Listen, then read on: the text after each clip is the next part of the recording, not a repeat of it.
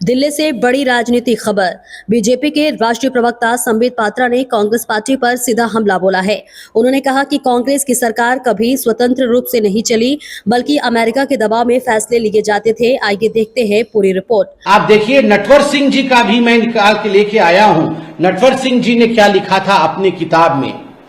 नटवर सिंह जी ने 26 सितंबर 2014 में जब उन्होंने अपनी आत्मकथा को लिखा, one life is not enough, जिसको हिंदी में बाद में ट्रांसलेट किया गया, एक ही जिंदगी काफी नहीं है।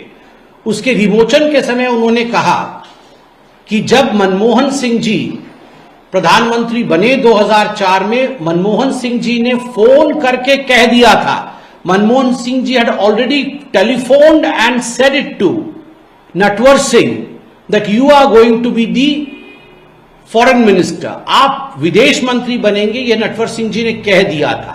उसके बावजूद सोनिया जी ने नटवर सिंह जी को फोन किया और कहा कि नटवर जी, अमेरिका नहीं चाहता है कि आप विदेश मंत्री बने।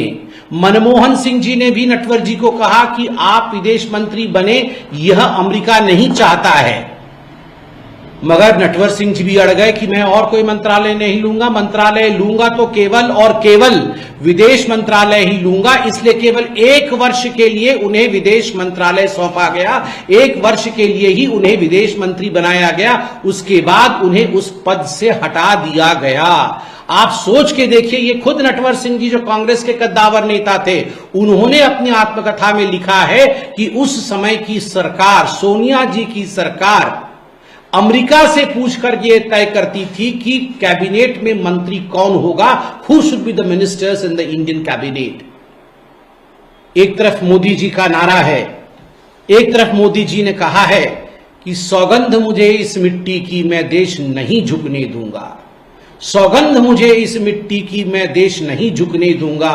और दूसरी तरफ सोनिया जी का यह मानना था, सौगंध मुझे उस विदेश का, सौगंध मुझे उस विदेश का, मैं देश नहीं उठने दूंगी, मैं देश नहीं उठने दूंगी।